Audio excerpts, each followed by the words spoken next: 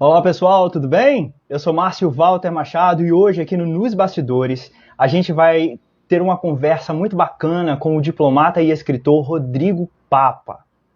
Ele vai falar com a gente sobre o concurso de admissão à carreira de diplomata, cuja primeira fase das provas acontece agora, no dia 11 de abril, ainda dá tempo de se preparar.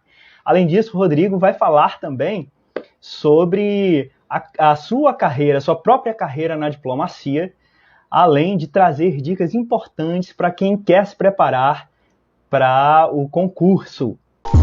Nos Bastidores, o seu canal de informação e entretenimento no Instagram, Spotify e YouTube. Olá, Márcio. Olá, Rodrigo. Bem? Tudo jóia? Você consegue me ouvir? Consigo. Deixa eu trazer a luz um pouquinho mais para cá, que estava um pouco escuro. Tá certo. Agora melhorou. Pronto, beleza.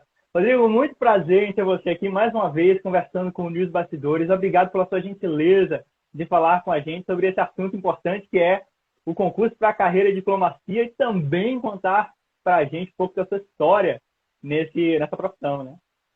É verdade, Márcio. Agradeço de novo o convite. É um prazer estar falando com você, com os amigos de Salvador e a todos que quiserem assistir, né, nossa conversa. Né, Pode falar. Com a data que temos agora, né, 11 de abril, para o concurso, realmente, enfim, o concurso voltou aí à mídia, voltou aí aos comentários, né, nos jornais, tudo, e achei que é uma ótima oportunidade para a gente falar dele aí nesse mês aqui de final de fevereiro, né? Beleza, Rodrigo. Eu fiz umas enquetes, mas antes de falar das enquetes, eu gostaria de lembrar o pessoal o seguinte. Essa live vai ficar gravada no feed, vai ficar gravada no IGTV, vai ficar gravada no Spotify e no nosso canal, no Nos Bastidores. Se vocês ainda não seguem a gente, sigam a gente e aí vocês vão ter acesso não só a essa conversa, como a várias outras, né? A gente já bateu um papo com o Rodrigo, a gente falou especificamente, né? A gente falou um pouco sobre a carreira da diplomacia, a carreira diplomática, mas a gente falou especificamente sobre a conciliação da carreira diplomática do Rodrigo com uma outra paixão dele, que são os esportes. E a gente focou muito no livro que ele escreveu, que é a História Concisa do Futebol do Brasil. A live, infelizmente, não ficou gravada, porque meu telefone deu pane. Ele ficou... Na hora que acabou a live, ele estava muito quente, aí apagou tudo e eu não consegui deixar gravado. Já deixo aqui até, Rodrigo, um convite para a gente fazer, de repente, se você tiver um tempo extra aí, a gente fazer um podcast conversando sobre o livro e sobre a questão do seu hobby, né? Do amor aí aos esportes. Se você estiver disponível, a gente faz um podcast e deixa gravado aí para as pessoas ouvirem depois e conhecerem o lado futebolístico do diplomata Rodrigo. Lado esportivo. Márcio, vamos fazer sim. Eu pretendo, enfim, lançar uma edição atualizada do meu livro, talvez o ano que vem, ou 2023. E, enfim, também pode ser uma oportunidade para a gente voltar a falar dele. E vai ser um prazer de novo falar, né? Hoje a gente, né, tá focando no concurso, mas na próxima vamos falar sim sobre futebol. Pronto, beleza, Rodrigo. Eu fiz eu gostaria de dizer olá a todos e todas de novo. Obrigado por estarem aqui. Pessoal, se lembrem de apertar esse aviãozinho aí. Vocês apertam esse aviãozinho aí, convidam todas as pessoas que vocês conhecem aí, que aparecerem aí na sua frente, para ouvirem Rodrigo Papa falar sobre a questão da carreira diplomática, né? Rodrigo, eu fiz umas enquetes, eu abri umas caixas de diálogo aí durante a semana, e eu perguntei às pessoas o seguinte: se eles gostariam de fazer as pessoas gostariam de fazer concurso público. Mais de 40 pessoas responderam, 80% delas disseram que sim, gostariam de fazer concurso público. E aí eu perguntei em seguida se elas sabiam o que era a carreira diplomática. 57% dessas pessoas disseram que não sabiam exatamente o que era a carreira diplomática. Então eu gostaria que a gente falasse um pouquinho sobre a carreira diplomática, ao mesmo passo que a gente vai conversando sobre a sua carreira, sobre a sua experiência na diplomacia e também sobre a questão do concurso. Vindo aí nesse primeiro caso, nesse primeiro ponto, Rodrigo, eu queria falar o seguinte, queria te perguntar, na verdade, há quanto tempo você está na carreira diplomática? Então, eu entrei no concurso de 2008, né? Então, eu estou há 13 anos na carreira diplomática. 13 anos já, né? Muita experiência para Isso. contar aí, muitas águas rolaram, muitos governos vieram e foram. Exato. Então, eu tenho 13 anos, né? E, enfim, como eu disse na nossa outra conversa, eu até agora tive uma experiência no exterior, que foi a missão do Brasil para a OEA, né? A Organização dos Estados Americanos em Washington. E agora eu estou de volta a Brasília, né? Já faz 2 anos, e trabalho na área de esporte e turismo do Itamaraty. Ah, bacana. Agora, Rodrigo, você é formado em Direito e em Relações Internacionais, né? Eu queria saber aí de você, quando é que, assim, de todos os campos em que você podia atuar, você escolheu a diplomacia. Por que você escolheu exatamente a diplomacia? Quando é que a carreira diplomática entra na sua vida? Ah, certo. Bom, uma informação que eu acho que é muito importante para quem estiver pensando no concurso é justamente essa da questão do curso de graduação, né? Diferentemente de outros concursos, o concurso de diplomata permite que qualquer graduação seja suficiente para pessoas se inscrever no concurso, né? Então, a pessoa pode ter graduação em medicina, pode ter graduação em artes cênicas, pode ter graduação, enfim, em engenharia, que isso é suficiente para ele se inscrever no concurso. Esse é um detalhe que, às vezes, as pessoas que ainda estão chegando para conhecer o concurso ainda não sabem, né? Bom, no meu caso específico, enfim, a minha graduação de Relações Internacionais já está, vamos dizer assim, muito próxima, né, da diplomacia. E a graduação em Direito, eu diria para você também que é uma das mais procuradas para quem depois vai se tornar diplomata, né? Eu diria que, atualmente, os cursos das pessoas que acabam ingressando na carreira, a maioria é formada em Direito, Relações Internacionais e Economia e Jornalismo, né? Mas, como eu disse, né, não é um pré-requisito. Eu tenho colegas formados em engenharia, tenho uma colega formada em odontologia, um colega formado em medicina, o outro é farmacêutico, ou seja, é um concurso que, nesse ponto, ele consegue atrair gente de todos, né, os campos, todo o campo de conhecimento assim, das diversas graduações, né? Exatas, humanas e biológicas. Entendi. Agora, a gente está falando aí que há um caminho, me parece, por exemplo, quando você diz que é formado em Direito e em Relações Internacionais, me parece um caminho lógico ir para a diplomacia. Mas, mesmo assim, a gente pensa que outros campos do saber também podem nos levar à diplomacia, como você mesmo acabou de dizer, né? Mas existe, assim, um perfil para o diplomata, para a pessoa que quer ingressar nessa carreira, mesmo que ela faça direito ou faça relações internacionais, de repente ela tem um perfil que não se encaixa. Existe esse perfil Olha, ideal? falar de um perfil, vamos dizer assim, estricto, eu acho, vamos dizer assim, muito injusto ou muito inflexível. Eu diria que há algumas características que alguns, vamos dizer assim, estudantes ou algumas pessoas que vão se formar na graduação que ajudam muito a, vamos dizer assim, a ingressar na carreira ou a ter sucesso na prova, né? Eu diria, dizendo 3 coisas assim que me vieram agora à cabeça. Bom, a primeira delas, interesse por língua estrangeira. Acho que esse é fundamental. A segunda delas, eu diria que é um interesse maior do que a média em história, na disciplina história. E a terceira delas seria um gosto em geral para o estudo e para um estudo amplo de humanidades, né? Eu Pelo resumo que as 3. Mas, enfim, né? Não acho que tem vamos dizer assim, às vezes a pessoa pode se intimidar um pouco em se inscrever para o concurso falando, eu não tenho um perfil. Será que não tem? Não sei. São diversos perfis, talvez psicológicos, que se encaixam na carreira diplomata. Não existe somente um perfil psicológico. Agora, pelo que você está falando aí, Rodrigo, é necessário que a pessoa tenha desejo por estudar, né? Gostar de línguas, gostar de história. Aí demanda estudo, né?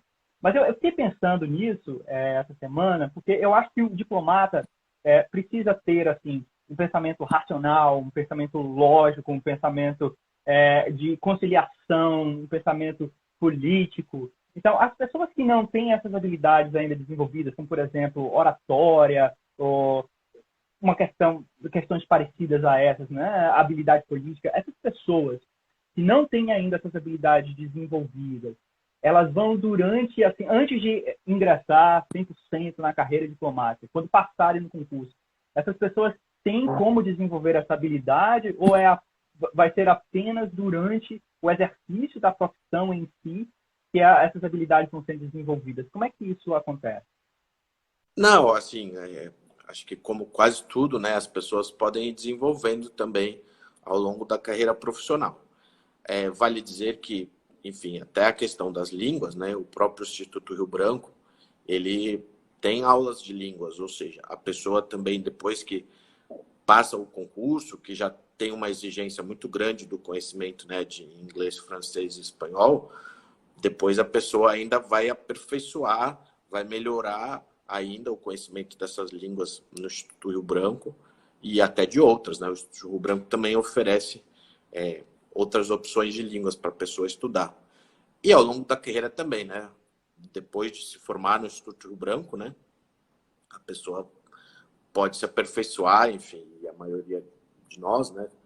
Vai acabar encontrando também alguma outra língua ou vai aperfeiçoar essas três.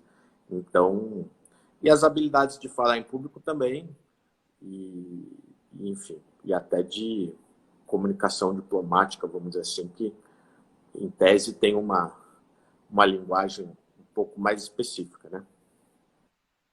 Eu pergunto isso porque a minha primeira formação é em letras, mas eu era em letras de licenciatura, então eu estudei para ensinar português e literatura. Então, e depois jornalismo, mas com jornalismo já estava fácil porque eu tinha anos de experiência aí já na sala de aula, né? Mas eu ficava pensando assim, uai, meu Deus, o que é que eu estou fazendo aqui? Eu vou para a sala de aula e aí de repente você vê que durante o processo de estudo na faculdade você vai fazendo outros cursos, como por exemplo curso de teatro, e aí você consegue chegar na sala de aula, consegue ser um professor que passa a matéria, enfim, os ossos do ofício, né? Então, essa questão de você conseguir se comunicar direito, se expressar.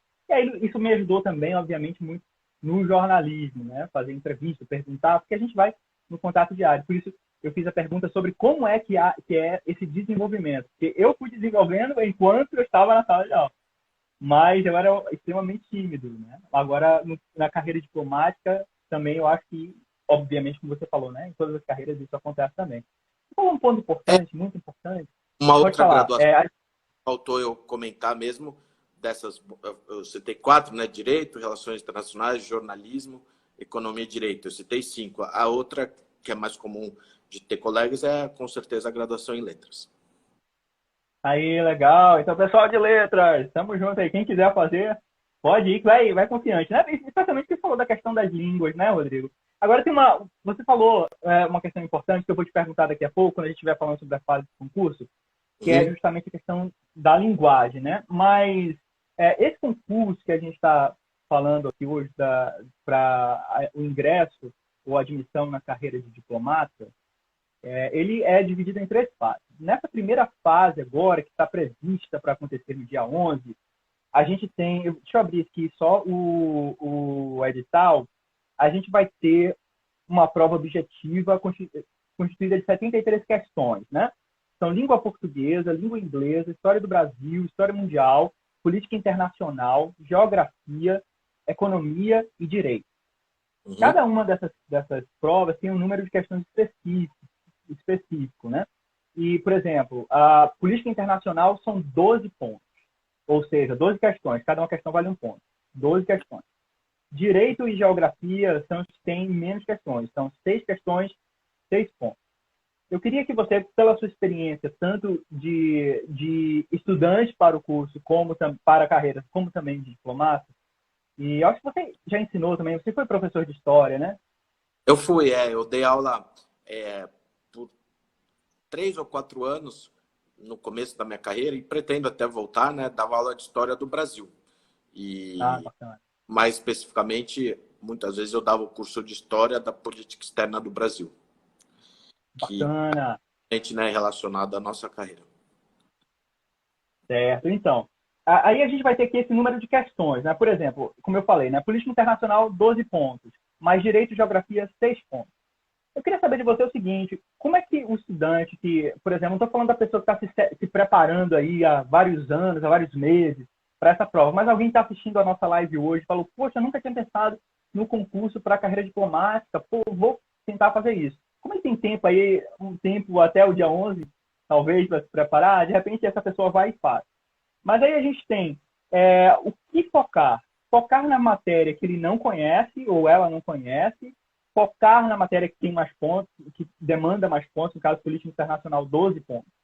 No meu caso, por exemplo, eu não conheço nada de política internacional e também não e também ela é a matéria que tem mais pontos, né? Quer dizer, eu não posso dizer que eu não conheço nada de política internacional, porque a gente fez 2 lives, uma com o professor Rodrigo, desculpe, uma com o professor Henrique Oliveira, a gente falou sobre a importância econômica e política da China no cenário mundial agora, atual, e depois com a professora Maria Elisa Pessina, a gente falou sobre a questão da cooperação internacional também. Então, o que eu conheço em política internacional, eu aprendi lá com ele. Está lá gravado no feed, quem não viu, ó, fica a dica. Mas assim, sei lá, não entendo de direito, são 6 pontos. E política internacional são 12 pontos, 12 questões. Eu devo focar em quê? Naquilo que eu não conheço, direito. Devo focar em política internacional, que são 12, e nas outras matérias que demandam mais pontos. Ou eu tento focar em tudo e, de repente, fazer aí essa prova? O que é que você me sugere? Se eu quiser, Márcio, tentar o concurso agora dia 11 de abril. Certo, vamos lá. Bom, começando, a primeira informação que eu gostaria de passar é a de que, bom, tem a primeira fase, né, que vai ser essa agora, de 11 de abril, e depois ainda teremos a segunda e a terceira fase, né? Bom, na primeira fase, caem todas as matérias, né, que são, né, História do Brasil, História Mundial, Geografia, Política Internacional, Inglês, Português, Economia e Direito, né? E, como você disse, são 73 questões. Na segunda fase, é uma prova eliminatória, ou seja, tem que atingir um mínimo, né? É uma prova de português e uma prova de inglês. E na última fase, você volta a fazer provas, que aí é Geografia, História do Brasil, né? Não cai História Mundial na terceira fase. Aí tem Política Internacional, Direito, Economia, Geografia, eu já falei, né? Francês e Espanhol. Então, assim, de um lance assim, geral, esse que é o concurso, né? Agora, a primeira fase, eu diria para você, Márcio, que é a etapa, vamos dizer assim, que elimina mais gente. Então, em geral, são 7.000, 8.000 inscritos por ano e só passam para fazer a segunda fase 250. Isso, só tem 25 vagas esse ano, né? 25. Exato. Esse ano são 25 vagas e só 250 vão fazer as provas da segunda fase. Então, realmente, o grande, vamos dizer assim, gargalo é a primeira fase. E agora, o nosso concurso, essa pergunta que você me fez, em qual matéria focar? A resposta é muito direta. Não tem como não focar em todas, né? É praticamente impossível uma pessoa ficar entre esses 250 se ela não tiver uma nota muito boa em todas as matérias, né? Que caem na primeira fase. Então, não tem muito jeito. O nosso concurso sempre é um concurso, vamos dizer assim, de resultados a longo prazo. Entendi. E por quanto tempo você, Rodrigo, se preparou para fazer a sua prova? Eu fiz 3 vezes, né? Eu fiz 3 provas e a média é mais ou menos essa. 3, 4, às vezes 2. Enfim, não tem uma resposta, mas sempre é um estudo de longo prazo. É muito raro a pessoa ser aprovada na primeira vez que ela tenta. Especialmente porque tem na segunda fase, na terceira fase também, a provas discursivas sobre política internacional, provas discursivas sobre direito, né? Exato. As provas da última fase são todas escritas, né? E, assim, além da questão do conteúdo, uma dificuldade muito grande que muitos candidatos vão ter, e isso deve se treinar antes para tentar minimizar isso, é a questão do tempo, né? Porque se você escrever qualquer coisa, às vezes, né, por exemplo, uma prova de história, né? Você tem lá 4 questões, você tem que terminar em 4 horas. Mas se você escrever qualquer coisa, mesmo que não tenha muito conteúdo, só o fato de você preencher aquelas linhas já vai demorar bastante. E ainda mais, no caso, tendo que elaborar uma boa resposta, né, com, vamos dizer assim, introdução, desenvolvimento e conclusão, é um desafio, às vezes, tão grande quanto mostrar o conteúdo, é conseguir organizar naquela 1 hora aquela resposta, né? Já que vai 4 questões para 4 horas, você tem 1 hora para cada uma, né?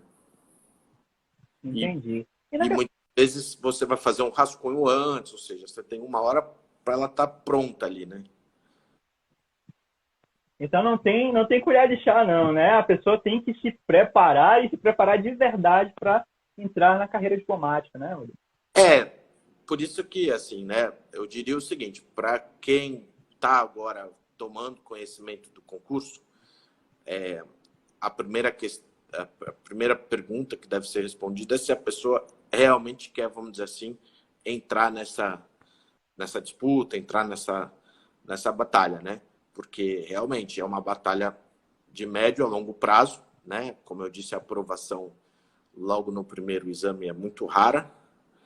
E, enfim, e também a questão, a pessoa tem que ter uma certa organização também financeira para poder custear os estudos naquele período que ela está se preparando. Isso também conta bastante. É muito difícil a pessoa passar também no concurso estudando só por conta própria, né? Entendi. Agora você falou aí sobre a questão da linguagem, né? Que durante o tempo que você entra no Itamaraty, você vai ter acesso aí ao aprofundamento nas línguas estrangeiras. Mas a prova agora, ela requer que você tenha conhecimento de língua inglesa, língua espanhola e língua francesa. Mas esse conhecimento que você precisa ter é um conhecimento bastante aprofundado. Você precisa ser um aluno de francês, por exemplo, de nível intermediário, de nível avançado para passar nessas provas, ou um aluno de nível básico pode passar. Olá, Rafael, olá a todos e todas. Ou você Não, precisa, se você tiver um conhecimento básico, você pode ir. não, tem que ter um conhecimento aprofundado, principalmente do inglês, né? Que o inglês agora, né, enfim, voltou a ser eliminatório. Então não tem muito como não ter um inglês no nível avançado. E de francês e espanhol também, porque no fundo, se a pessoa for muito mal na prova de francês e espanhol, vai faltar ponto para ela lá na frente para ser aprovada. Então, enfim, é claro, enfim, ela não são provas eliminatórias, francês e espanhol, mas elas contam bastante. E são provas discursivas, né, Rodrigo? Sim, sim, são provas discursivas. O francês e espanhol que não tem vamos dizer assim, no que a gente chama na primeira fase, né? Que é o antigo TPS, que chamava teste de pré-seleção. Eles não aparecem na primeira fase, né? O que aparece na primeira fase em línguas é português e inglês. Agora, quando você fez a sua prova, né, você já tinha, então, esse conhecimento mais aprofundado, esses 3 idiomas, e depois você se aprofundou mais ainda e aprendeu outros idiomas também. Como é que é a sua vida linguística aí no Itamaraty, na vida diplomática? Assim, um grande desafio para a prova foi aperfeiçoar mesmo o inglês, né? Enfim, eu já tinha morado no exterior, no Canadá, mas mesmo assim o meu inglês não era suficiente, não. Então foi uma das matérias que eu mais tive que estudar no período que eu estava me preparando, né? E enfim, o espanhol e o francês, na minha época, a gente escolhia um ou outro. Eu fiz a prova de francês, mas hoje já não é mais assim, você tem que fazer as duas, né? E também tive que, enfim, estudar bastante francês. Mas, claro, o inglês é o que eu dediquei, com certeza, para a preparação do concurso, foi o que eu dediquei, enfim, o maior tempo, maior ênfase, né? O inglês eu acho que o inglês se tornou uma obrigação para todo mundo que quer fazer alguma coisa na sua carreira, que quer se desenvolver na sua carreira e se comunicar também com o mundo, precisa desenvolver o inglês. O espanhol deveria ser ensinado para a gente desde do berço, né? Na verdade, a gente devia ser um país que ensina espanhol. Está na LDB até que o ensino do espanhol precisa existir no Brasil, mas aí a gente vê que ainda não é assim. Agora, Rodrigo... Às vezes pode, enfim, né? A gente... o nível da prova é bem alto também. E, enfim, existe também um conhecimento grande. E o francês também, né? Como eu disse, embora eles não sejam cobrados na primeira fase. Agora, para a pessoa que passou, estudou lá esse tempo todo, se preparou, passou num concurso e agora foi admitida na carreira diplomática, o que é que acontece? Essa pessoa já começa a exercer a carreira em seguida, precisa ainda passar por algum curso? Como é que são esses primeiros passos depois da admissão do concurso?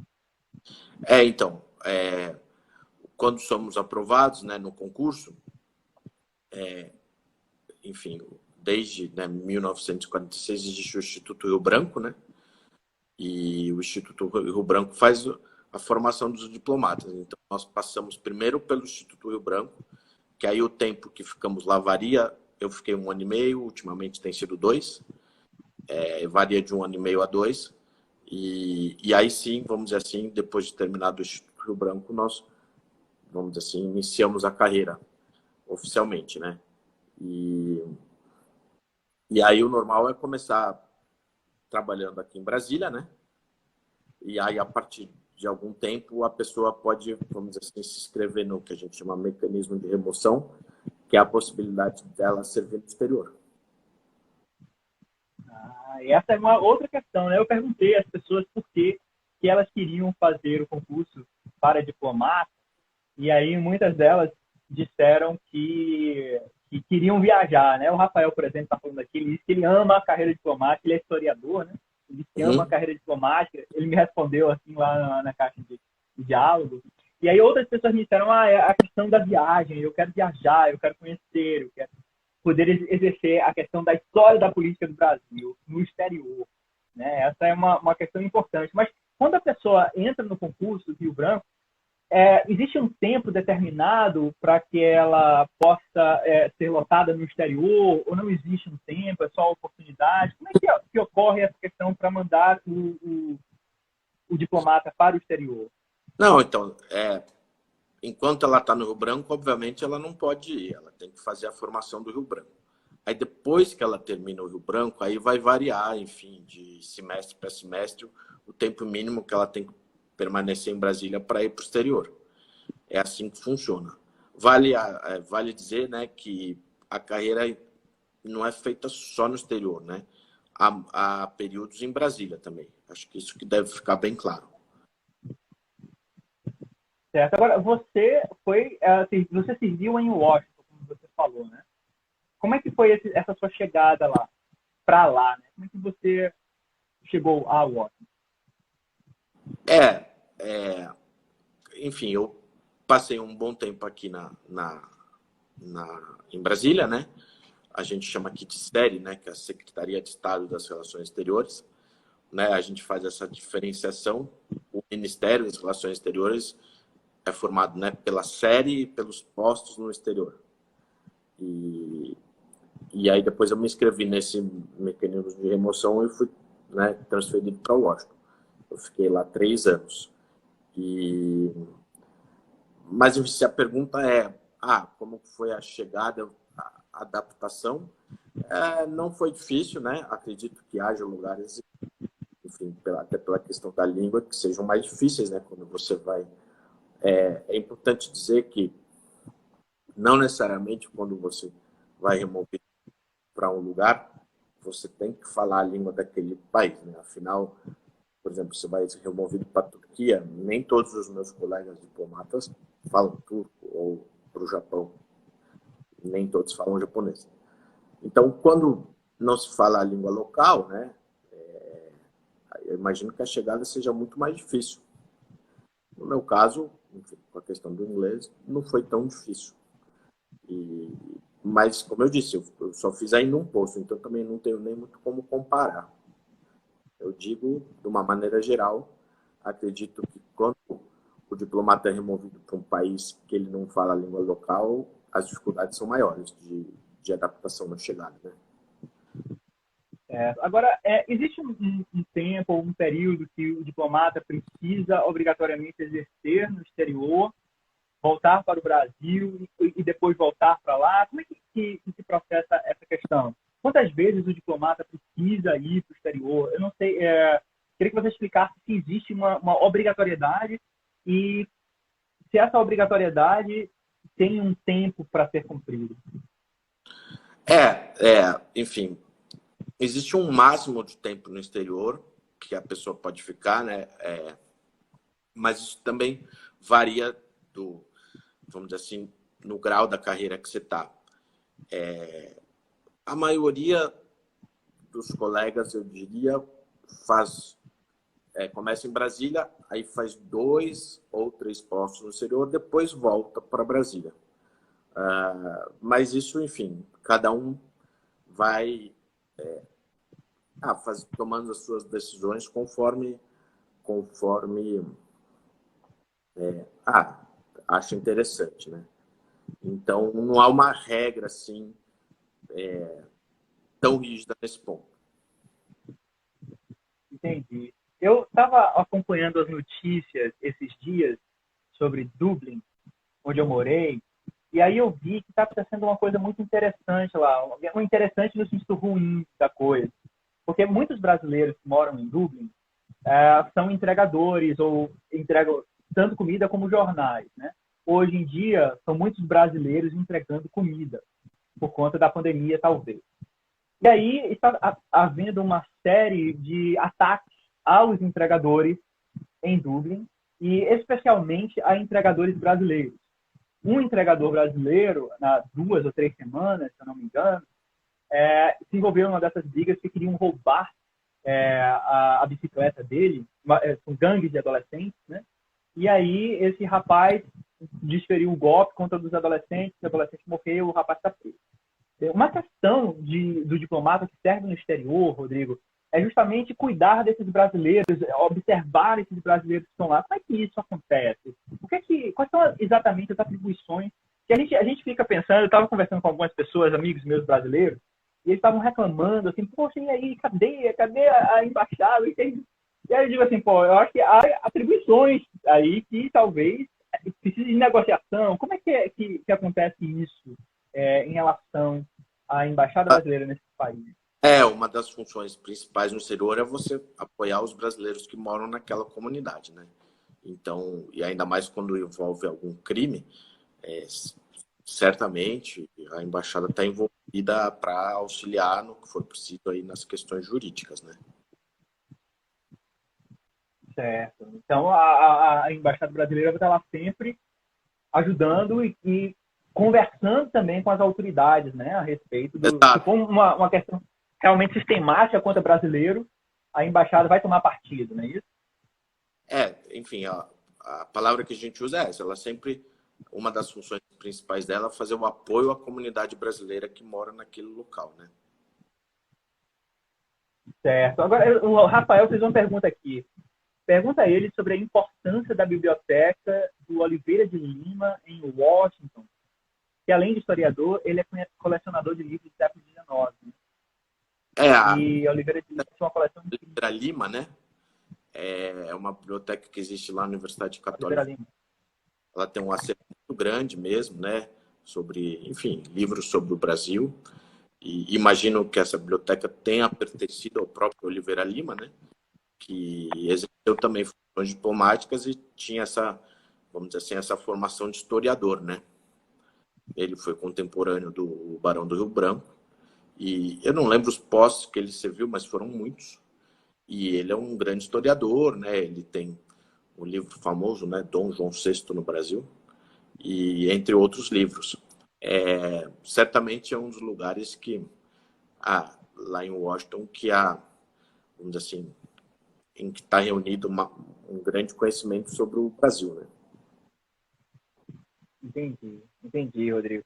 Agora, como é que você diria, assim, eu não sei se é possível falar isso, mas que a gente está falando da carreira diplomática, existem muitas pessoas que realmente não conhecem exatamente o que é que significa ser diplomata, mas, por exemplo, se a gente não tivesse a diplomacia brasileira, provavelmente o mapa do Brasil não seria como é hoje, né? O Barão do Rio Branco, por exemplo, ajudou lá nas negociações do Acre, nas negociações lá do Pará, e aí também Sim. com a Argentina, com o Uruguai, né? Como é que é essa importância da diplomacia brasileira? Sim, então, falando um pouquinho aí, fazendo uma junção com a questão do concurso, né? É, enfim, uma das partes aí de história do Brasil que mais vai ser cobrada no concurso é justamente essa parte, né, que a gente fala, a formação territorial do Brasil e mais especificamente a gente usa uma expressão que tem uma palavra meio difícil, que são as questões lindeiras, né, que são as questões de fronteira. E sim, né, o Barão do Branco ele foi um dos principais responsáveis para a negociação aí dos acordos de fronteira no final do século XIX, começo do século XX, que, vamos dizer assim, determinaram a formação territorial do Brasil até hoje. E houve, né, contenciosos de fronteira com alguns países naquele período, final do século XIX, começo do XX, e certamente é uma das partes mais cobradas aí do concurso. Enfim, né, foram várias questões lindeiras. O Barão do Branco estava envolvido diretamente com a maioria delas. E, enfim, essa é uma parte muito importante aí para o jovem candidato, ou, enfim, para o jovem diplomata, ou jovem aspirante à carreira de diplomata que quer entrar no concurso. Essa era, enfim, é uma das partes que aparece todo ano no concurso de História do Brasil. Se não aparece na parte escrita, certamente aparece na primeira fase. E muitas vezes aparece nas duas partes. Agora, você fala sobre o jovem o jovem aspirante à diplomacia, mas pessoas de qualquer idade também podem fazer o concurso, né? A partir de que idade? Há uma idade limite para fazer o concurso para a carreira? Ou não? Então, não há mais idade limite já há muito tempo. Então, hoje, enfim, não existe essa barreira, não. Certo? Uma questão, Rodrigo, que a gente observou no ano passado, por conta da pandemia, foi a mobilização do Ministério das Relações Exteriores para trazer de volta os brasileiros, repatriar os brasileiros, trazer os brasileiros de volta para o Brasil, né? E aí a gente viu grandes, uma organização muito grande, megas operações em continentes, em países, né? O governo trouxe o pessoal da China para cá, a embaixada de Gana reuniu-se com as outras, comandou, né, as outras embaixadas no continente africano para trazer aí os brasileiros que estavam no continente africano para cá. Houve também a mesma mobilização na América do Sul, enfim, pelo mundo, né?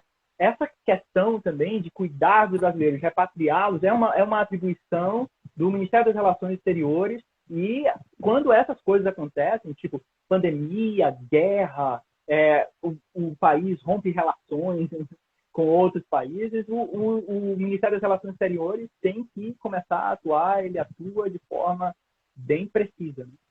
Sim, tá, né, e houve uma grande atuação do Itamaraty nessa questão, né, da repatriação dos brasileiros, com certeza. Foi uma operação que rendeu muito sucesso, né? Foi uma operação bem, graças a Deus, bem sucedida em todos os lugares que ela ocorreu, né? Sim, foram em vários lugares. O Rafael está fazendo uma pergunta aqui sobre a questão da atuação do ministro Ernesto Araújo, né? Ele estava aí à frente também dessas mega operações, né? Sim, com certeza. Ele é o chefe da nossa diplomacia. Certo? Rodrigo, se a gente pudesse falar assim sobre a sua própria carreira, né? Esses anos todos que você está aí, são 13 anos, como você disse. eles corresponderam às suas expectativas, aos seus sonhos, de quando você estava pensando, pô, lá aquele jovem Rodrigo querendo entrar no concurso de admissão à carreira de diplomata, e de repente você chega lá no Ministério das Relações Exteriores, se torna diplomata, e aí as expectativas vêm sendo correspondidas, estão sendo correspondidas, ou também há as decepções pelo meio do caminho? Não, assim, de uma maneira geral, com certeza as expectativas, né, foram correspondidas e, e eu gosto muito, enfim, dessa área que eu atuo, né, como a gente conversou um pouco mais da outra vez, que é a área de turismo e esporte, né, lá do Itamaraty. Eu tive uma atuação que eu gostei muito de ter participado, tanto nos Jogos Olímpicos, né, do Rio 2016, quanto na Copa do Mundo de 2014, né. E esse, enfim, foram marcos aí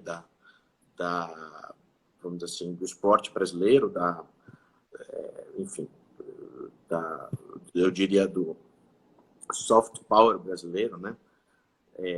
Que é justamente, enfim, essa tradição do Brasil nos esportes e foi a primeira vez, né? No caso dos Jogos Olímpicos, a primeira vez que houve os Jogos Olímpicos e Paralímpicos na América do Sul, né? Então isso realmente, enfim, trouxe uma relevância muito grande para o Brasil no mundo e a diplomacia brasileira ajudou a organizar esses jogos, participou, né, ativamente da organização desses jogos. E da Copa do Mundo também, né? Há tanto tempo que a Copa do Mundo não vinha para a América do Sul, né, mas também para o Brasil, mais tempo ainda, né? Então, realmente foi um evento, enfim, sensacional que o Brasil organizou também. E isso E você só... está diretamente envolvido, né, Rodrigo? Teve pessoas que não assistiram a live anterior e também, como ela não ficou gravada, elas não tiveram acesso. Quando eu li a respeito, né, eu fiquei extremamente feliz de saber da sua participação nesse evento, de trazer essas pessoas, de trazer esses eventos, ajudar a trazer esses eventos para o Brasil. Eu queria que você conversasse com a gente um pouquinho sobre essa sua participação lá. Assim, no caso dos Jogos Olímpicos, foi muito legal a parte, vamos dizer assim, da campanha, né, para o Brasil ganhar os Jogos.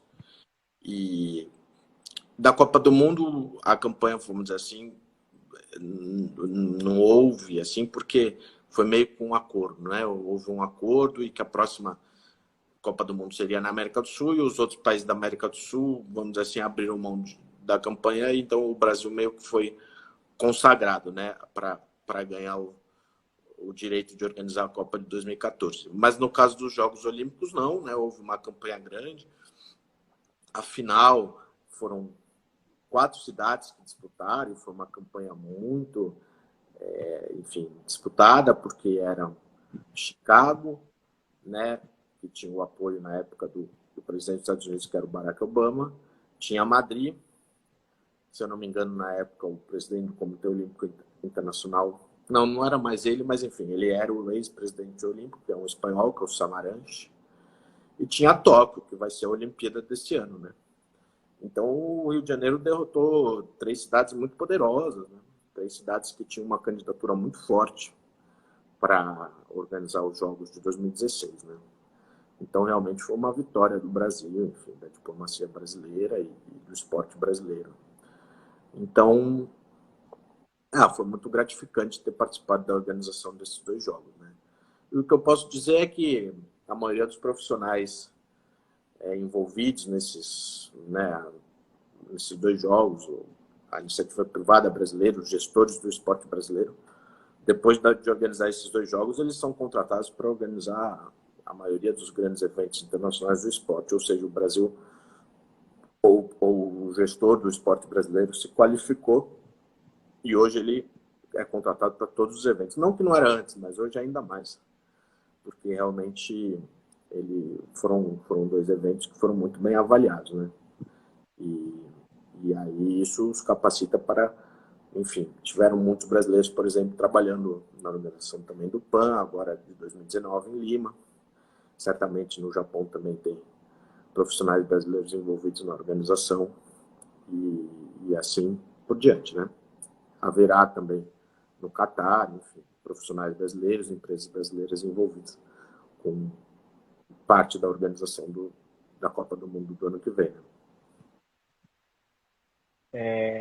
Agora, Rodrigo, você como professor, né, de história, também como uma pessoa que está sempre envolvida e conhecedora, né, da questão do concurso, queria trazer aqui um pouquinho de volta essa questão. Quando a gente fala dessas provas, e a gente tem aí política internacional, por exemplo, que esse ano ela vai estar valendo 12 pontos, né? A gente tem uma diferença de pontos ou de peso durante nos diferentes anos. Por exemplo, a pessoa está querendo fazer o concurso, descobriu aqui a nossa live, está assistindo a gente, ou ouvindo a gente, e falou, poxa, vou me preparar para o concurso, sei lá, do ano que vem. E aí eu vou focar em tal matéria. Mas essas matérias, elas podem variar de peso, porque esse ano, por exemplo, a gente vai ter, como eu falei anteriormente, política internacional com 12 questões e direito com 6 questões. Mas pode ser que no próximo ano o número de questões, o peso de cada matéria seja diferente? Pode variar, mas pode variar pouco, eu diria, né? Então, assim, né, na minha época eram 65 questões na primeira fase, já há um bom tempo aumentaram para 73, né? Mas, enfim, na minha época, por exemplo, geografia já era uma questão que já era uma área que tinha um pouco menos de questões do que, por exemplo, política internacional ou inglês, né? Agora, geografia e direito são 6 questões, são as disciplinas que têm menos questões na primeira fase. Pode variar, mas pode variar pouco, eu diria, né? Vamos assim, no curto prazo. Mas o que é importante o candidato saber é que ele tem que ir bem também em geografia e economia. A Ele tem que ir pontuação, bem em tudo, né, Rodrigo? a pontuação dele tem que ser muito boa para ele ficar entre os 250, né? Que vão fazer a segunda fase. Então, assim, não tem muito como não estudar todas as disciplinas, né? Eu diria que pode variar, mas pode variar pouco, né? Claro, cada ano, cada edital pode mudar um pouquinho o concurso, mas em geral as mudanças são pequenas de um ano para outro, né? Certo. E entre essas mudanças, por exemplo, quando a gente pensa em concurso, a gente pensa que existe uma lista de assuntos a serem estudados. Há algum assunto que a gente pensa que sempre vai cair nessas provas? Você falou, por exemplo, da questão do Barão do Rio Branco, da questão da lindeira do Brasil, aí, mas existe alguma coisa que vai sempre cair, que o estudante precisa focar? Existem muitas, né? Então, assim, acho que não dá nem para eu enumerar aqui. Em cada matéria deve ter demais. Exato. Cada matéria, enfim, tem o seu programa, né? Que, enfim, aparece no edital. Mas, existem muitos assuntos que vão ser sempre cobrados. Claro, pode não ser cobrado um ano, vai ser cobrado no outro, né? Mas, enfim, não tem como não serem cobradas essas questões. Então, eu dei o exemplo dessa parte de história, claro, história eu conheço um pouco mais. As questões lindeiras, como eu disse, são muito importantes, porque estão relacionadas diretamente com o Itamaraty, né? Mas, entre diversos outros assuntos, não tem como não ter, por exemplo, uma pergunta sobre, enfim, sobre vários períodos, Estado Novo, não tem como não ter uma pergunta sobre a organização administrativa do Brasil na época da colônia, enfim, tudo tem que ser estudado, né? É um concurso que exige uma pontuação muito alta para chegar nas fases finais, que seriam a segunda e a terceira, né? E na segunda e na terceira é uma disputa muito ingrata, né? Hoje em dia são 250 candidatos e 25 vagas, né? Esse número já foi maior, né? Já houve tempos em que foi 45, 50, já chegou a 100? Exato. Houve um período que eram 100 vagas, né, por ano. Foram 5 anos seguidos que foram 100 vagas por ano, de 2006 a 2010. A partir de 2011 diminuiu para 30 e, enfim, desde 2011 tem girado em torno de 25, 30. talvez um ano houve 35, não lembro agora. Mas desde 2011, o normal é girar em torno de 20, 25, 30 vagas. Então, as pessoas têm que, quem está interessado, mais uma vez a gente fala aqui, quem está interessado na carreira diplomática, pode ser que por alguma bênção aí vindas do céu, você passe um concurso de primeira, mas é necessário se dedicar ao estudo de todas essas matérias, inclusive língua estrangeira, porque as línguas estrangeiras têm provas discursivas. Você tem que traduzir algum texto, né? Tem que fazer um resumo do texto em língua Sim. formal, em linguagem formal, não, Rodrigo? Sim, principalmente a prova de inglês hoje tem a versão, né? E tem a tradução, e tem o resumo, e tem a redação, ou seja, é uma prova muito complexa, né? E enfim, num nível muito alto. Então, realmente, tem que estar muito bem preparado e é isso. Eu diria para o candidato que está chegando agora, que está nos vendo, para que ele, se ele realmente se interessou, que ele tem que ter em mente que é um estudo de médio a longo prazo, né? Nunca é uma preparação de curto prazo, né? Para ter sucesso na aprovação ao concurso carreira diplomática, né? O CACD. Certo. Agora, eu vou te fazer uma pergunta bastante pessoal, e só para as pessoas que estão assistindo, especialmente os mais jovens, né? Tem uma aluna minha aqui que está estudando Relações Internacionais, minha sobrinha também disse que queria estudar Relações Internacionais, e ela disse que vai assistir depois a live, vai assistir amanhã. Que é o seguinte, Rodrigo, eu queria saber de você pessoalmente, assim, o que é para você ser diplomata brasileiro? Olha, é uma responsabilidade grande e uma satisfação muito grande também, né? Então, assim, acho que, em resumo, eu colocaria nessas duas palavras. Agora, é uma profissão realmente que te coloca em contato com gente de várias nacionalidades, né? E isso é muito gratificante. Eu acho que no meu período de Washington, certamente o que mais assim eu gostava lá é de ter esse contato que era quase que diário, né? Com os colegas diplomatas enfim, e até de outras profissões, de outras nacionalidades, né? E no meu caso específico, eu tinha as reuniões lá na OEA e eu tinha um contato quase diário com colegas dos 34 aí, países americanos. Então, isso realmente foi a parte humana, foi a melhor parte lá, certamente. Esse contato diário com pessoas, enfim, de diversos locais, né? Entendi. Tem o Gabriel, o sujeito Gabriel, está dizendo assim, está fazendo uma pergunta muito interessante. Como conciliar o trabalho no exterior com a formação de uma família, criação de filhos? Pegando esse gancho aí seu, em que você disse que viveu fora do Brasil, morou em Washington, a trabalho, a serviço, né? Como é conciliar a questão familiar? Você, além de ter os seus familiares aqui no Brasil, você conviveu com colegas que moravam no exterior também, que tinham filhos, etc. Como é que é essa conciliação aí, para responder ao Gabriel? Não, sempre é um desafio, né? Mas, enfim, é perfeitamente possível, né? E sempre é um desafio. No começo, como eu disse, em alguns lugares é um pouco mais fácil a adaptação, eu diria, do cônjuge e dos filhos, né? Em outros lugares vai ser um pouco mais difícil o começo, a adaptação do cônjuge e dos filhos, né?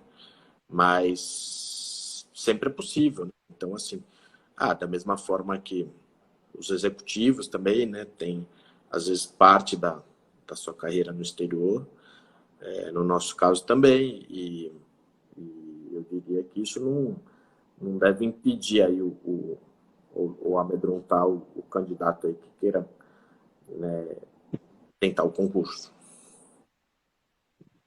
Então, as pessoas podem conciliar. E eu acho que isso para as crianças, também para os adolescentes, é uma experiência impagável, uma experiência que eles vão ter e que vai fazê-los crescer intelectualmente, inclusive, aí, que vai ajudar a vida toda, né? Ele é Tom Matheus Solano, por exemplo, é filho de diplomata. Ah, eu não sabia não, mas enfim, sim, exato. Tem os desafios e tem toda essa parte aí de acumular uma bagagem cultural e uma bagagem de línguas muito grande, né? Eu acho que uma das benesses de poder trabalhar no exterior com a serviço do Brasil como diplomata deve ser justamente a questão de trazer uma carga cultural, de obter uma carga cultural muito grande. Né? Especialmente, como você falou, está em contato com várias pessoas de várias nacionalidades ali, aprendendo com elas no dia a dia, convivendo com elas e tendo que se adaptar também à cultura dos países aonde você vai, né?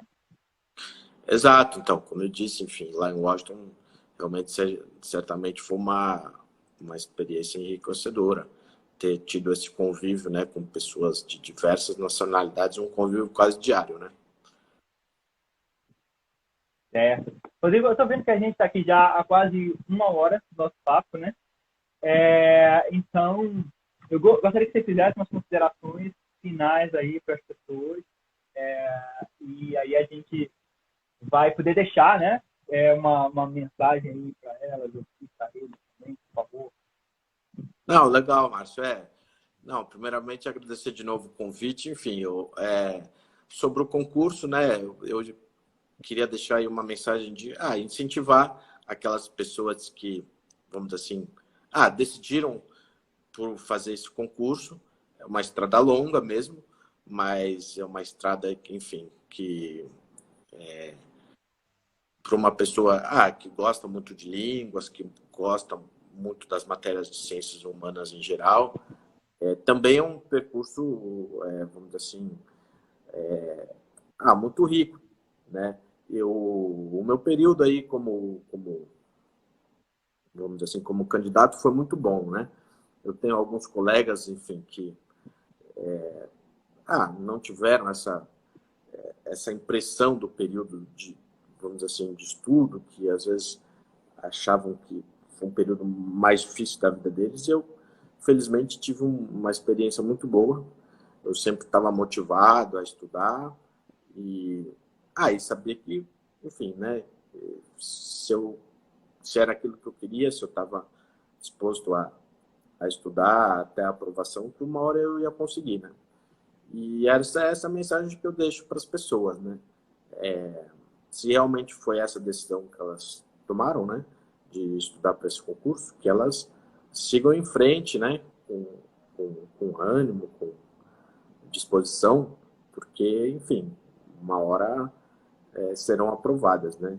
E claro, eu acho que hoje em dia, enfim, o último comentário que eu posso fazer, hoje em dia é muito difícil a pessoa ser aprovada sem um auxílio, né, de professores, enfim. Então, ou de um cursinho. Então, eu diria para elas, né, se mexerem, procurarem os professores especializados, como eu procurei, né, os cursinhos especializados, e aí, claro, pegar a experiência de alguém que já passou por isso para montar aí o seu plano de estudo, né, e seguir em frente.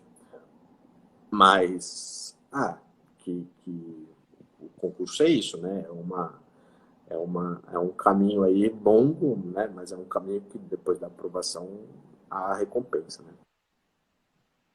Certo, então, fica aí a dica para as pessoas, né? Eu gostaria de agradecer. As pessoas estão sempre presentes aqui nas nossas lives, né? O João, a Patrícia, a Agatha, a Malu, né? A gente tem Simone. E também dar as boas-vindas ao Florentino. O Florentino, ele é mexicano e ele está estudando português há algum tempo já. O sonho dele é vir morar no Brasil. E dizer olá a todos que estão chegando aí, Luiz, João, Gabriel, sejam bem-vindos ao Amigos Bastidores. Obrigado também, Flávio Lima, um músico maravilhoso aqui de Salvador, Rafael, nosso historiador. O... Bem, enfim, a todas as pessoas que estão aqui assistindo a nossa live, né? Muito obrigado a todos e todas. O Universo Mindfulness, a gente fez uma live sobre a questão da insônia e de como o Mindfulness pode ajudar a superá-la, né? Está gravada também. Muito obrigado, psicólogo Ali Samuel, conversou com a gente sobre isso. Muito obrigado, então, a todos e todas. E, mais uma vez, obrigado pela gentileza, Rodrigo, de conversar com a gente e dar essas dicas aí sobre a carreira diplomática, sobre as provas para a carreira diplomática e conversar também, expor aí um pouquinho a sua vida de diplomata. Muito obrigado, viu?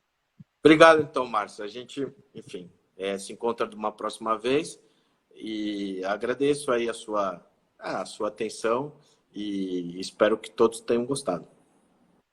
Ah, com certeza. As dicas foram preciosíssimas. E ouvir as suas histórias também.